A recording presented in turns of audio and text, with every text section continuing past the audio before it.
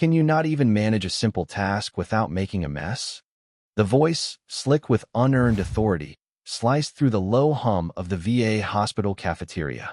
An old woman, her hands gnarled by age and work, fumbled with a damp cloth, her movements slow and deliberate as she tried to mop up the dark coffee spreading across the polished linoleum floor. The brown liquid crept perilously close to a pair of gleaming, $1,000 leather shoes. A faded gray smock, the uniform of the volunteer staff, hung loosely on her thin frame, a stark contrast to the tailored suit of the man who stood over her. His name was Arthur Sterling, a man whose importance was measured in stock prices and board meetings, and he looked upon the woman with a disgust usually reserved for insects. He had been gesturing emphatically while telling a story to his son, a younger, softer version of himself, and hadn't seen the woman approaching with her cleaning cart.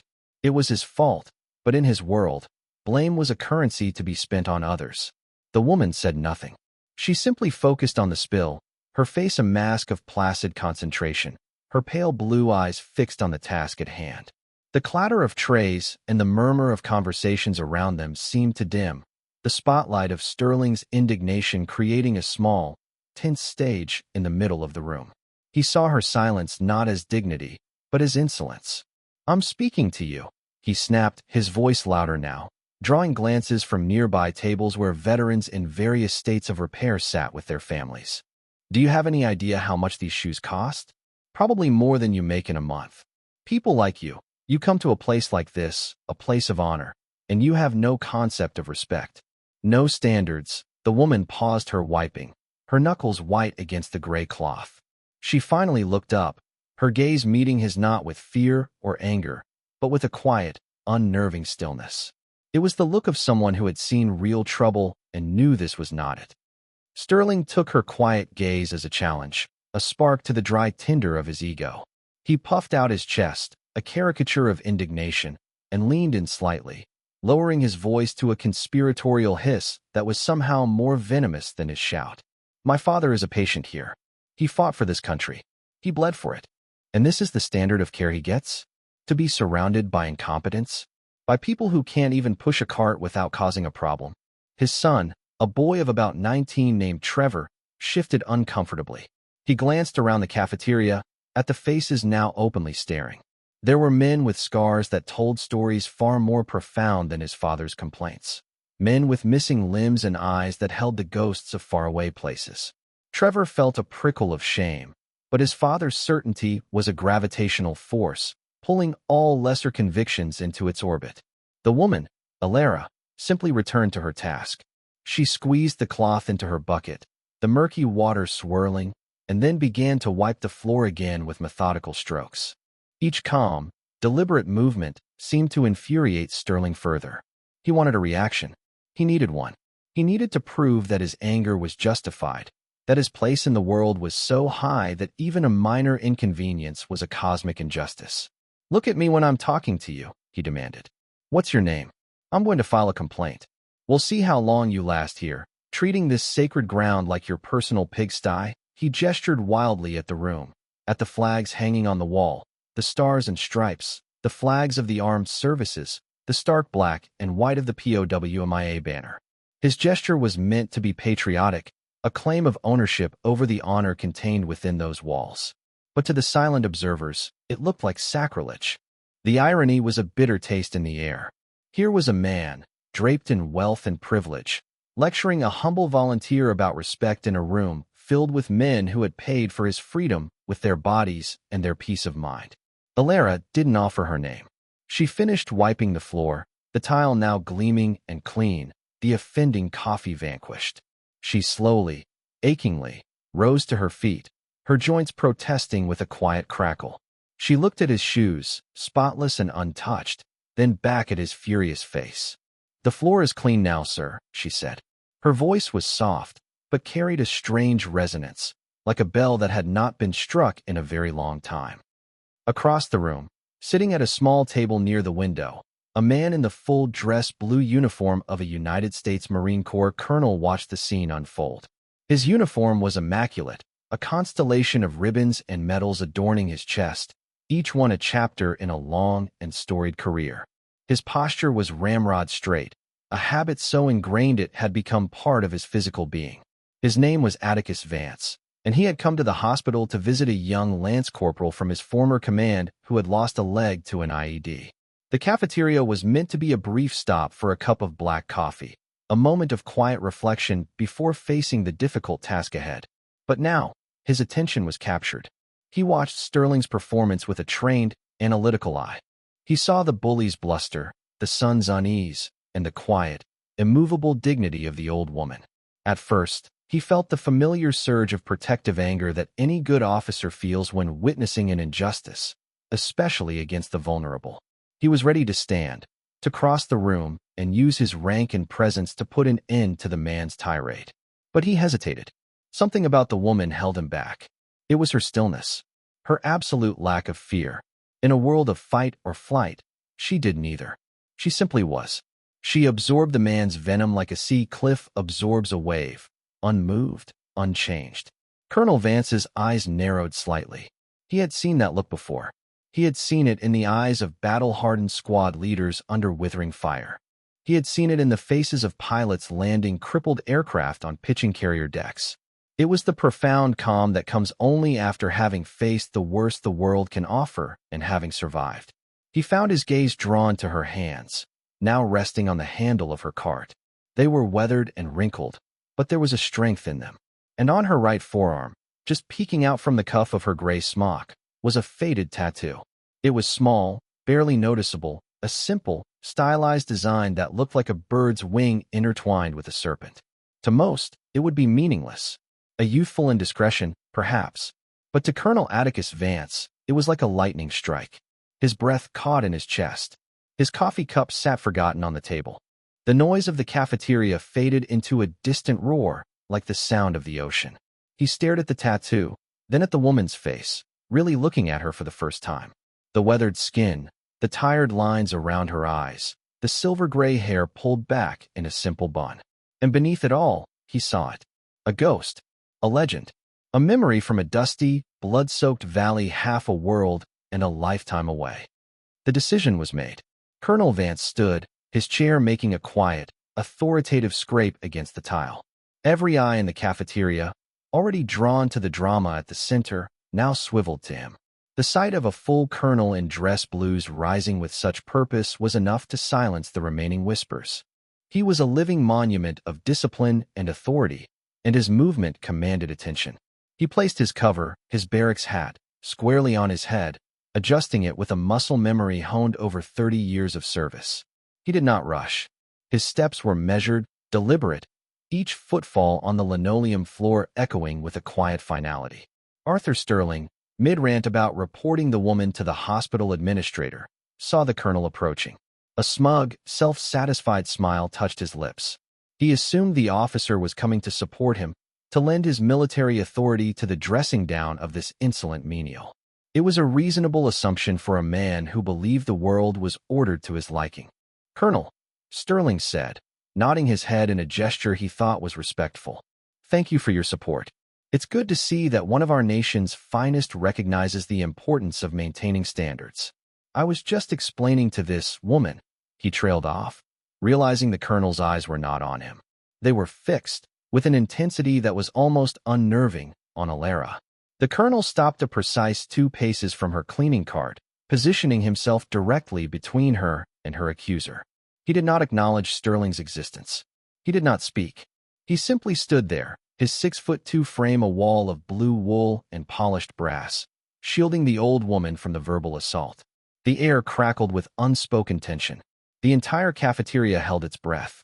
Sterling's smile faltered, confusion clouding his features. He opened his mouth to speak again, to reassert his importance, but no sound came out. The colonel's presence was overwhelming, a silent rebuke more powerful than any shout. Alara looked at the colonel, her pale eyes showing the first flicker of emotion, not fear, but a deep, sorrowful recognition. It was as if 2 survivors of a long-forgotten shipwreck had just found each other on a deserted island. A shared history, invisible to everyone else in the room, passed between them in that single, silent glance. Then, the impossible happened.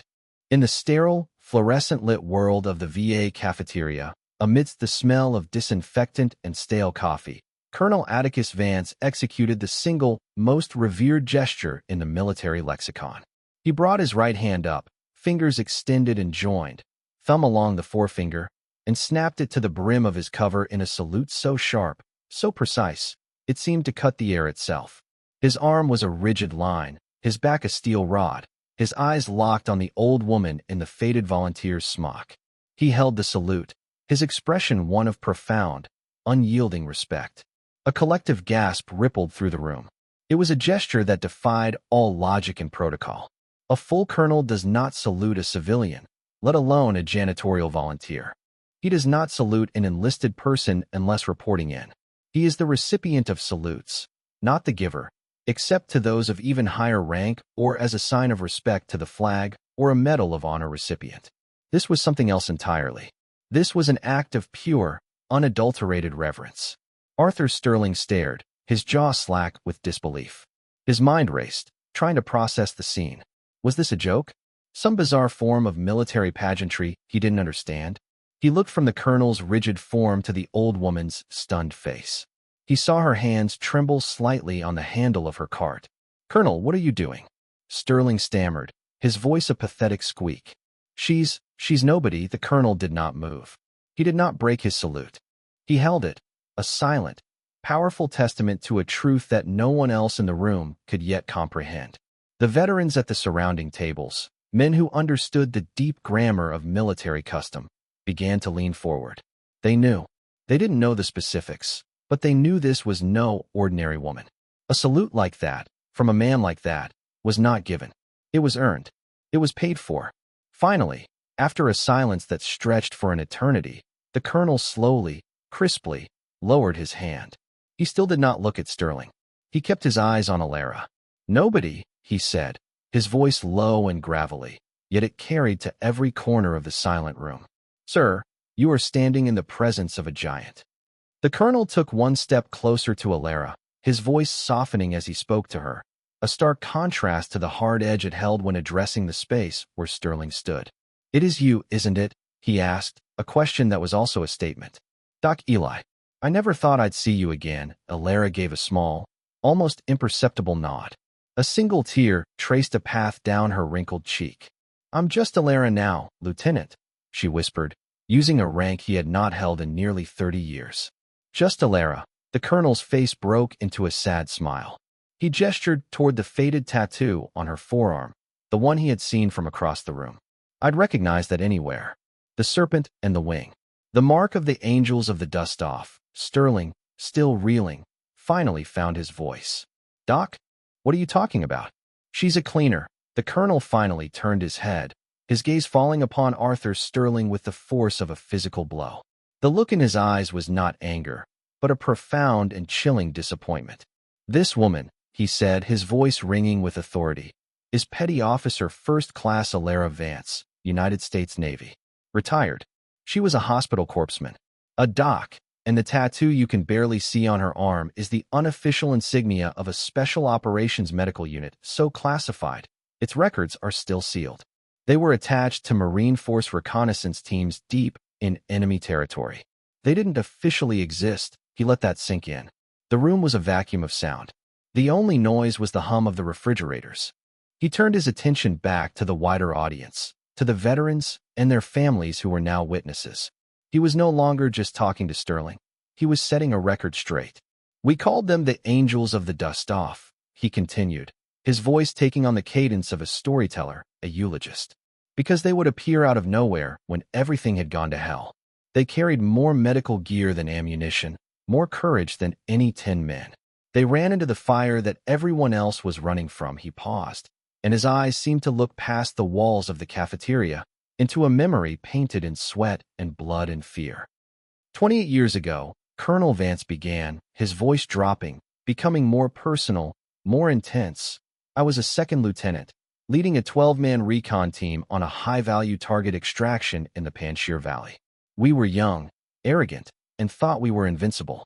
We walked into a trap, a perfectly executed L-shaped ambush. Within 30 seconds, we had 3 men down, 2 of them critical. Our radio man was killed in the first volley. We were cut off, outnumbered 10-1, and we were losing. We were going to be overrun and wiped out. It wasn't a matter of if, but when he looked directly at Alara, whose eyes were now closed, as if replaying a film she had tried for decades to forget. We were fighting for our lives, but we were dying. I was hit. A piece of shrapnel from an RPG tore through my leg. I was bleeding out, fast. My world was getting small and dark. And just when I was ready to give up, just when I was preparing to meet my maker, the sky opened up. But it wasn't a gunship. It wasn't an airstrike. It was her. He pointed a finger, not accusingly, but with a reverence that was almost worshipful, at the old woman in the volunteer's smock. Doc Eli. She and her pilot came in on a little bird, a helicopter that had no business being there, with no armor and no escort. They landed that bird in the middle of the kill zone, with rounds impacting all around them. The pilot held it steady while she jumped out. The scene he painted was so vivid that the people in the cafeteria could almost feel the rotor wash, smell the cordite. They saw not an old woman with a mop bucket, but a young, determined corpseman leaping into the heart of chaos. She didn't even have a rifle. The colonel's voice cracked with emotion. She carried only her medical pack and a sidearm. She low-crawled under fire from one wounded Marine to the next. She ignored our screams to get back on the bird. She triaged, she packed wounds, she applied tourniquets, she administered morphine. She was the force of nature, a calm, efficient, life-giving presence in the middle of hell on earth. The colonel's gaze returned to Sterling, but it was unfocused, still seeing the past. She got to me last. I told her to leave me, to save the others. I was the officer. It was my command, my responsibility. I ordered her to get on the helicopter and leave me behind. He shook his head, a look of awe on his face. She just looked at me, with bullets kicking up dirt all around her head, and she smiled. She said, "With all due respect, Lieutenant, you're not my commanding officer. And my job is to make sure you get to be 1 foot." She slapped a tourniquet on my leg so tight I screamed, packed the wound with gauze, and then, with the help of my platoon sergeant, she dragged my dead weight 50 meters across open ground back to that helicopter. He took a deep breath, composing himself. The room was utterly still. Even the kitchen staff had come out to listen, wiping their hands on their aprons. "But that's not the end of the story," he said, his voice dropping to a near whisper. "As we were lifting off, my sergeant, a man named Gunny Miller, was hit in the chest. He was thrown back out of the helicopter. We were already 10 feet in the air. Before any of us could react, Doc Eli, without a moment's hesitation, handed her medical pack to me, looked at the pilot and said, 'Hold it steady,' and she jumped. From a rising helicopter, under heavy fire, she jumped out to go back for one more man." Sterling's face was ashen. His son looked like he was going to be sick. She got a Gunny, but they were pinned down. The pilot couldn't land again. He screamed at her over the comms to get to cover, that he would try to come back. And her last transmission, the last thing we heard from Doc Eli was, "Negative, Ghost Rider. Get the wounded out. We'll hold them off." Then the radio went silent. The colonel paused, letting the weight of her sacrifice settle over the room. We made it back to base. Because of her, 7 of us who should have died that day lived. We thought she was gone. Kia. We recommended her for the Medal of Honor, posthumously. But there was no body to recover. 6 months later, we learned the truth. She and Gunny Miller had been captured. They spent 19 months in a hole in the ground, a prisoner of war camp that made a mockery of the word camp. She kept him alive. She kept 3 other captured soldiers alive with nothing but her wits and her medical knowledge. When they were finally liberated by a Delta Force team, she weighed 89 pounds. The Medal of Honor was downgraded to a Navy Cross because the full story was too classified to be made public. She never spoke of it. She took her medal in a quiet ceremony, and then she disappeared. She faded away, wanting no parades, no accolades. All she wanted was peace.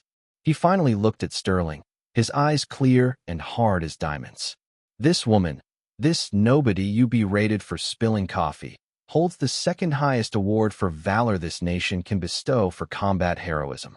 She has suffered more, sacrificed more, and shown more honor in any single second of her life than you will ever know in your entire pampered existence. Her uniform isn't a gray smock. It's the scars on her soul. Her medals aren't on her chest. They are the lives of the men she saved. Men like me. The silence that followed was absolute, profound, and heavy with shame. Arthur Sterling's face had gone from red with anger to pale with shock, and now to a deep, mottled crimson of utter humiliation. He looked at Alara, at the quiet old woman who was now an icon of heroism standing before him. He saw not a clumsy volunteer, but a warrior. He saw the truth of the colonel's words in her steady, forgiving eyes. His own father, a wheelchair-bound veteran of a different war, had wheeled himself over from his table during the story. He now sat beside his son, his old face etched with a mixture of pride for the woman and deep, profound shame for the man he had raised. "Arthur," the old man said, his voice weak but clear, "you will apologize to this lady." Now, Arthur Sterling looked as if he had been physically struck. He opened and closed his mouth like a fish. Words failed him.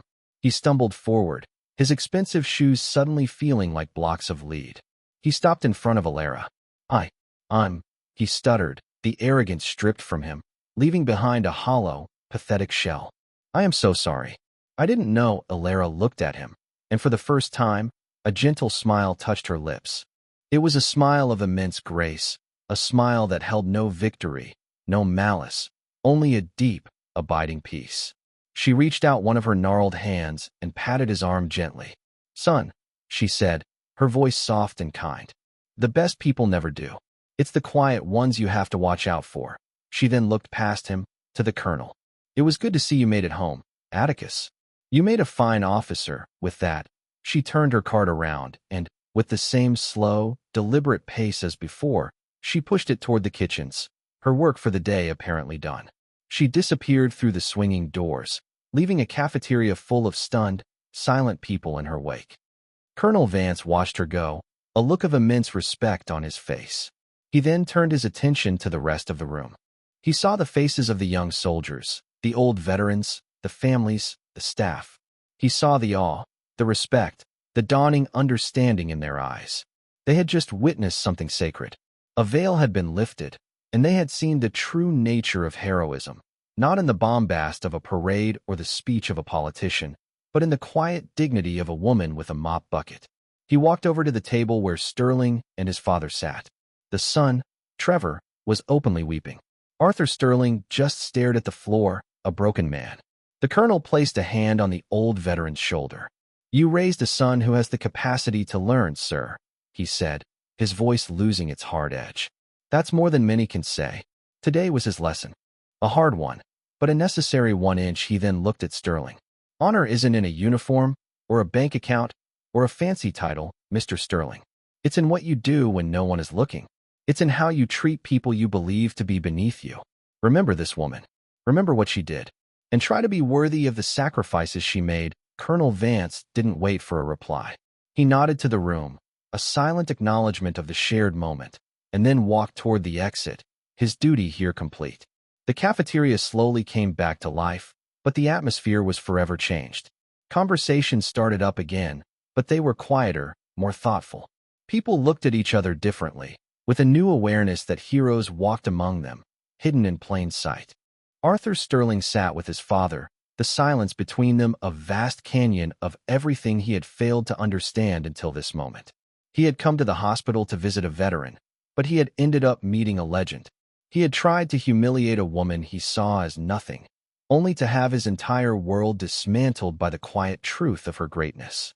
The spilled coffee was long gone, but the stain of his arrogance would take much longer to fade. And in the kitchens, Alara Vance, Doc Eli, hung up her gray smock, the silent guardian of a sacred place, her war finally, truly, over.